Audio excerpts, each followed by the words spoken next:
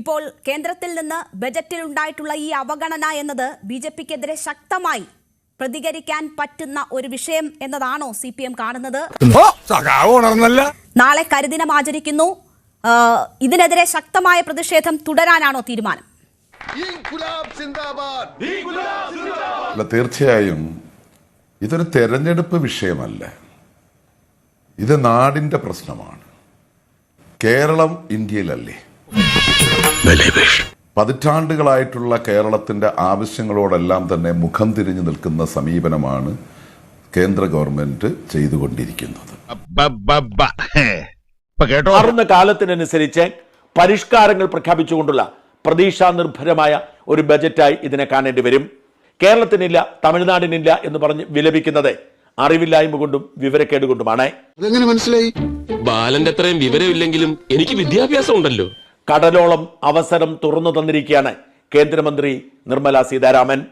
അത് ഉപയോഗപ്പെടുത്താൻ കെൽപ്പുള്ള സർക്കാരും വിഷനുള്ള നേതാക്കളും ഉണ്ടാവണമെന്ന് മാത്രം. കണ്ടോ, ഇയാളാ തിരിയാത്ത പേരടിക്ക് നോക്കി ഒരു ഒറ്റ അടിയടി കോയക്കാം. നമ്മുടെ നേരത്തെ ഇവിടെ സൂചിപ്പിച്ചതുപോലെ എയിംസ് തത്വത്തിൽ അംഗീകരിച്ചു, ഉടൻ തന്നെ തരാം എന്ന് നിരവധി തവണ ആരോഗ്യമന്ത്രിക്ക് കത്തുൾപ്പെടെ അയച്ചിട്ടുള്ളതാണ്. പക്ഷേ ഇല്ല, ഭയങ്കരം തന്നെ ഇല്ല എന്ന് നിലവിളിക്കുന്നവർ എയിംസിന് വേണ്ടി നമ്മൾ സ്ഥലം എടുത്തു കൊടുത്തിട്ടുണ്ടോ എന്നതിന് ഉത്തരം പറയണം. ഇപ്പോൾ ശരിയാണല്ലോ, ആ ബുദ്ധി എനിക്ക് പോയില്ല. ചൂണ്ടിക്കാട്ടുന്നത് പോലെ മറുപടി പറയാൻ പോലും പറ്റാത്ത അവസ്ഥയിലാണോ സംസ്ഥാനത്തെ BJP നേതാക്കളുള്ളത്?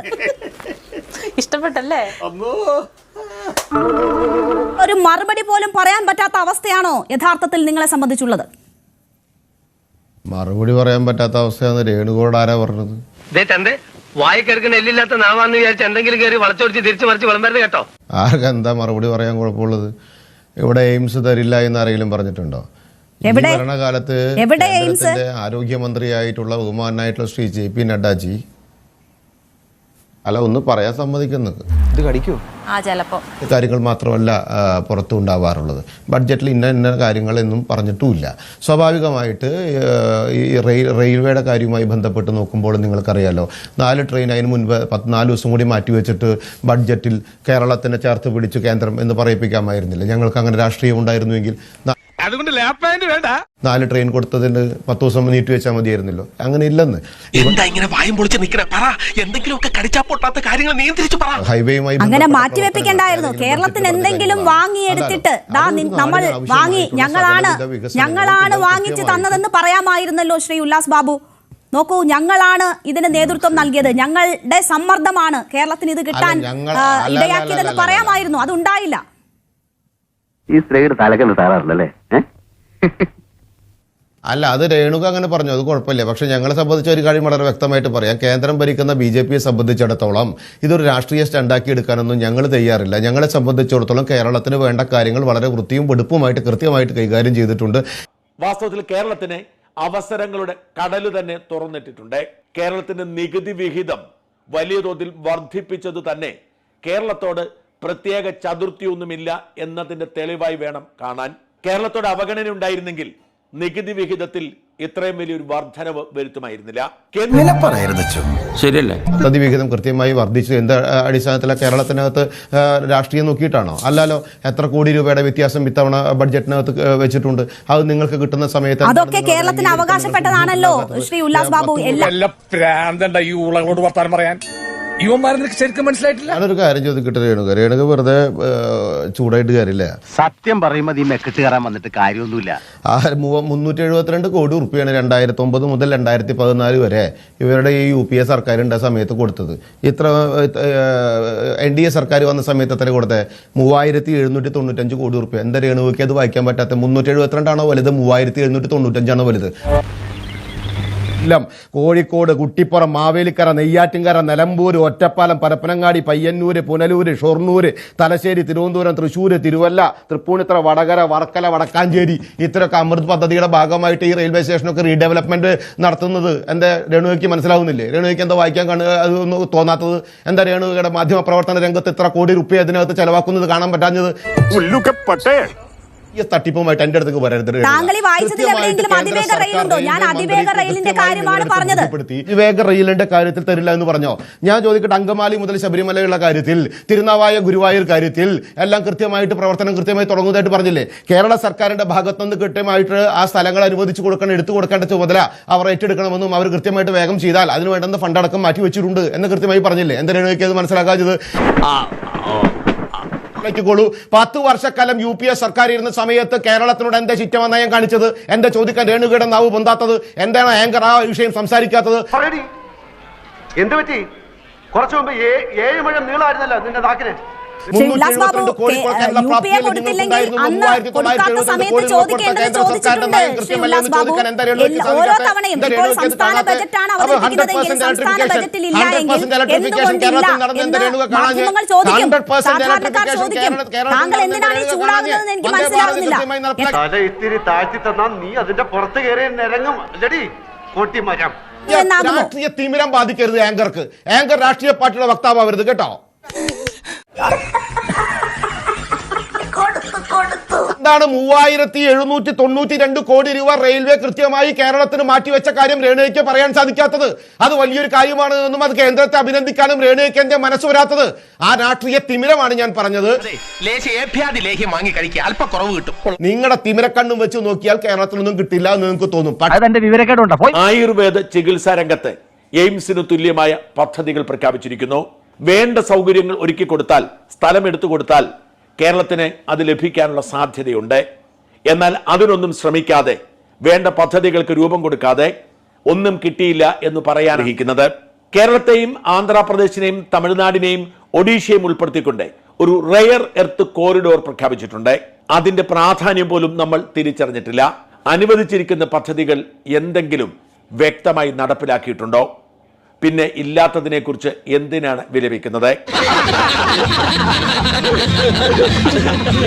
അതുപോലെ കഴിഞ്ഞ തവണത്തേക്കാൾ ഉയർന്ന തുകയാണ് ഇത്തവണ കേരളത്തിന് അനുവദിച്ചിരിക്കുന്നത്. ആ കാര്യത്തിൽ ഒരു സംശയവുമില്ല.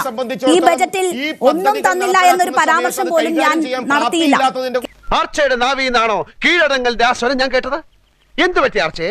ഊരിവാൾ ഇത്ര വട്ടം നുറയിലോട്ടിടാൻ കഴിഞ്ഞ തവണത്തേക്കാൾ ഉയർന്ന തുകയാണ് ഇത്തവണ കേരളത്തിന് അനുവദിച്ചിരിക്കുന്നത്. ആ കാര്യത്തിൽ ഒരു സംശയവുമില്ല.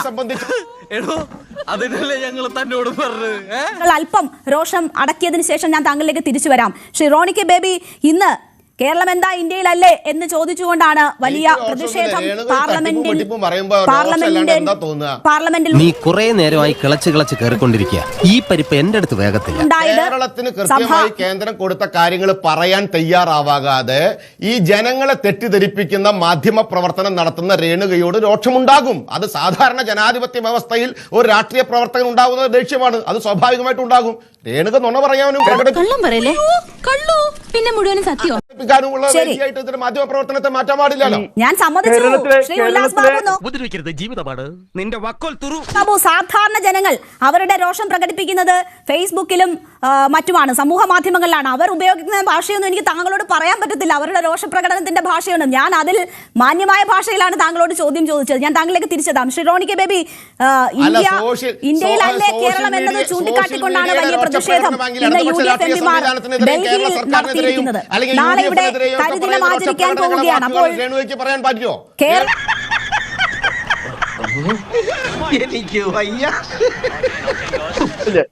ഇതുപോലെ കേന്ദ്ര സർക്കാരിനെ ന്യായീകരിക്കുന്നത് പ്രിയപ്പെട്ട ശ്രീ ഉല്ലാസ് ബാബു അല്ലാതെ മറ്റൊരു മലയാളി ഉണ്ടാവുമെന്ന് എനിക്ക് തോന്നുന്നില്ല. ഏത് സംസ്ഥാനമാണോ കേന്ദ്ര സർക്കാരിന് കൂടുതൽ താല്പര്യമുള്ളത് അവർക്ക് കൂടുതൽ പദ്ധതികൾ പ്രഖ്യാപിക്കുന്ന രീതിയായിരുന്നു അതുവരെ ഉണ്ടായിരുന്നത്. പദ്ധതി രാജ്യവികസനത്തിന് ഗുണകരമാണോ, പദ്ധതി ലാഭകരമാണോ എന്നൊന്നും നോക്കാതെ രാഷ്ട്രീയ താല്പര്യം മാത്രം പരിഗണിച്ചുകൊണ്ടായിരുന്നു മോദി സർക്കാർ അധികാരത്തിൽ വരുന്നത് വരെ ബജറ്റ് അവതരിപ്പിച്ചിരുന്നത്. ലല്ലു പ്രസാദ് യാദവ് ഒക്കെ റെയിൽ മന്ത്രിയായതിന്റെ ദുരന്തം നമ്മളിപ്പോഴും അനുഭവിച്ചുകൊണ്ടിരിക്കുന്നു. ഗ്രാമീണ ജീവിതത്തെ ത്രസിപ്പിക്കുന്ന ഒന്നാണല്ലോ തൊഴിലുറപ്പ് പദ്ധതി. അതില്ലാതാവുകയാണ്. ഈ കേരളത്തിൽ അതിന്റെ ആഘാതം ഉണ്ടാകും. ശരി, ഏറ്റവും നന്നായി ഇന്ത്യയിൽ ഏറ്റവും കൂടുതൽ തൊഴിൽ ദിനങ്ങൾ കൊടുത്തത് കേരളത്തിലാണ്. അതില്ലാതാകും.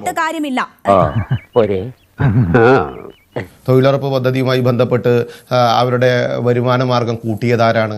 അവരുടെ ദിവസങ്ങൾ വേതനം കൂട്ടിയതാരാണ്? അവരുടെ ദിവസങ്ങളുടെ എണ്ണം കൂട്ടിയതാരാണ്? എനിക്കൊന്നും ഓർമ്മ വരുന്നില്ല ഈശ്വരാ. നീ കിടന്ന് ഉരുളൊന്നും വേണ്ട ഇക്കാര്യമേ എനിക്ക് നല്ല ഓർമ്മ. നിങ്ങൾക്ക് അതിൽ ഷെയർ കൊടുക്കാനുള്ള വിഷമല്ലേ? അത് നിങ്ങൾക്ക് അതിനുള്ള പ്രാപ്തി ഇല്ല എന്നുണ്ടെങ്കിൽ സർക്കാരിന്റെ പണി നിർത്തി നിങ്ങൾ വീട്ടിൽ പോകണം. സംരക്ഷിക്കാൻ പറ്റാത്ത ഇദ്ദേഹമാണോ നാട് സംരക്ഷിക്കാൻ നടക്കുന്നത്? ഇദ്ദേഹം മന്ത്രിയാണെന്ന് പറയാൻ നമുക്ക് ലജ്ജ തോന്നുന്നു. പറ്റില്ലെങ്കിൽ വേറെ പണിക്ക് പോകാൻ പറ. ഞാൻ ചോദിക്കട്ടെ, കശുവണ്ടിക്കും കൊക്കോയ്ക്കും ഗുണകരമായ പ്രവർത്തനം വന്നത് കേരളത്തിന് ഗുണകരമല്ല. തീരദേശ ടൂറിസവും വികസനത്തിന്റെ ഭാഗമായി വന്നത് കേരളത്തിന് ഗുണകരമല്ല. ഹെറിറ്റേജ് ടൂറിസം കേരളത്തിന് ഗുണകരമായി വരില്ല. അതുപോലെ തന്നെ വാട്ടർ വേസ്, ഏറ്റവും കൂടുതൽ വാട്ടർ വേസിന് സാധ്യതയുള്ള കേരളത്തിന് അത് ഗുണകരമായി വരില്ല. അതുപോലെ തന്നെ മെഡിക്കൽ ടൂറിസം കേരളത്തിന് ഗുണകരമായി വരില്ല. വനിതാ സംരംഭകത്വം സംരക്ഷിക്കുന്ന പദ്ധതി കേരളത്തിന് ഗുണകരമായി വരില്ല. 10,000 കോടിയുടെ MSME കേരളത്തിന് ഗുണകരമായി വരില്ല. ധാതു ഇടനാഴി കേരളത്തിന് ഗുണകരമായി വരില്ല. അതില്ല. കടലോളം അവസരം തുറന്നു തന്നിരിക്കുകയാണ് കേന്ദ്രമന്ത്രി നിർമ്മല സീതാരാമൻ. അത് ഉപയോഗപ്പെടുത്താൻ കെൽപ്പുള്ള സർക്കാരും വിഷനുള്ള നേതാക്കളും ഉണ്ടാവണമെന്ന് വിനോദ് പറയുന്നത് ശരിയാ, സിസ്റ്റം ശരിയല്ല. നിങ്ങൾ പറയുന്നുണ്ട് കേരളത്തിൽ നിങ്ങൾ അത് ചെയ്തു ഇത് ചെയ്തു. നിങ്ങൾ കഴിഞ്ഞ വർഷത്തെ ബഡ്ജറ്റ് അവതരിപ്പിച്ചതിൽ 50% പോലും ഇപ്പോഴും നടപ്പിലാക്കിയിട്ടില്ല സാർ. ഇടതുപക്ഷത്തിന്റെ സർക്കാരിന്റെ പ്രതിനിധി മനസ്സിലാക്കണം. കഴിഞ്ഞ ബഡ്ജറ്റ് അവതരിപ്പിച്ചപ്പോൾ അതിന്റെ തൊട്ട് മുമ്പത്തെ ബഡ്ജറ്റ് അവതരിപ്പിച്ചു. ആ അവതരിപ്പിച്ച കാര്യത്തിന് പരിപൂർത്തീകരണം നടന്നിട്ടില്ല. മലർപ്പൊടിക്കാരന്റെ സ്വപ്നം പോലെ ബഡ്ജറ്റ് അവതരിപ്പിച്ചതുകൊണ്ടായില്ല. ആ ബഡ്ജറ്റ് അവതരിപ്പിച്ച കാര്യങ്ങൾ കൃത്യമായി ഒരു വർഷം കൊണ്ട് നടപ്പിലാക്കിയിട്ടില്ല എന്ന യാഥാർത്ഥ്യം കൂടി നിങ്ങൾ മനസ്സിലാക്കണം. നമുക്ക് വേണമെങ്കിൽ 1 മണിക്കൂർ നാളെ വെച്ചോ, ഡിബേറ്റ് 1-to-1 ആയിട്ട് നമുക്ക് ചർച്ച ചെയ്യാം. നിങ്ങൾ പ്രഖ്യാപിക്കുന്ന കാര്യങ്ങൾ നടപ്പിലാക്കി കൊടുത്താലേ ഗുണമുള്ളൂ. ഒരു ഗുണവുമില്ല. ഉപദ്രവിക്കുന്നെങ്കിൽ അല്പം കുറച്ചുകൂടെ. 52 രൂപ 1 കിലോ അരിക്ക് എത്തിച്ച രാഷ്ട്രീയമാണ് അധികാരത്തിൽ. അവിടെ ബിജെപിയെ അല്ലെങ്കിൽ ബിജെപി നേതൃത്വം നൽകുന്ന എൻഡിഎയെ ജനങ്ങൾ എങ്ങനെ ഒരു ഓപ്ഷനായി കാണണം? നിങ്ങൾ ഇതാണല്ലോ ജനങ്ങളോട് പറഞ്ഞുകൊണ്ടിരുന്നത്. നിങ്ങൾ ഇത് തന്നെ കാർഷിക മേഖലയിൽ നിങ്ങൾ കാശ് കുറച്ചത്, കേന്ദ്രം കൂട്ടിയ കാശ് മുഴുവൻ കുറച്ച രാഷ്ട്രീയം നിങ്ങൾ കേരളം നടപ്പിലാക്കിയത് എന്ത് അടിസ്ഥാനത്തിലാണ് സാർ? താങ്കൾ ഈ പറയുമ്പോൾ ഇവിടെ ഇങ്ങനെയൊക്കെയുള്ള പ്രശ്നങ്ങളുണ്ട്. മാറി മാറി വരുന്ന LDF UDF സർക്കാരുകൾ ജനങ്ങൾക്ക് വേണ്ടുന്നതൊന്നും ചെയ്യുന്നില്ല, ഞങ്ങൾ ഇനി ചെയ്യും, ഞങ്ങളാണ് ഓപ്ഷൻ എന്ന് നിങ്ങൾ പറഞ്ഞു. അങ്ങനെയാണല്ലോ തിരുവനന്തപുരത്ത് നിങ്ങളെ ജനങ്ങൾ തെരഞ്ഞെടുത്തത്. മനസ്സിലായില്ല. ഞാൻ ചോദിക്കുന്നത് താങ്കൾക്ക് കേൾക്കാമോ? നമ്മളുടെ വിഷയം ചോദ്യം അതിനുള്ളിൽ നിന്ന് സംസാരിക്കാമോ? ഞാൻ ചോദിക്കുന്ന ചോദ്യങ്ങൾ താങ്കൾക്ക് കേൾക്കാമെന്ന് ഞാൻ കരുതുകയാണ്. ഈ ഇടത് വലത് പുറത്ത് രേണുവിക്ക് എനിക്ക് പോകാൻ പറ്റില്ല അല്ലേ? 1795 കോടി രൂപ റെയിൽ വികസനത്തിന് കേരളത്തിൽ കൊടുത്തിട്ടുണ്ട് എങ്കിൽ 11 വർഷമായിട്ടും ആ വികസനം രേണുവിക്ക് കാണാൻ സാധിക്കുന്നില്ല എങ്കിൽ അത് കണ്ണുകൾക്കാണ് തിമിരം ബാധിച്ചിരിക്കുന്നത്. ആ രാഷ്ട്രീയ തിമിരമാണോ എന്ന് രേണുക പരിശോധിക്കുക. കിട്ടിയാ? ഇല്ല, ചോദിച്ചു വാങ്ങിച്ചു. പോവാ.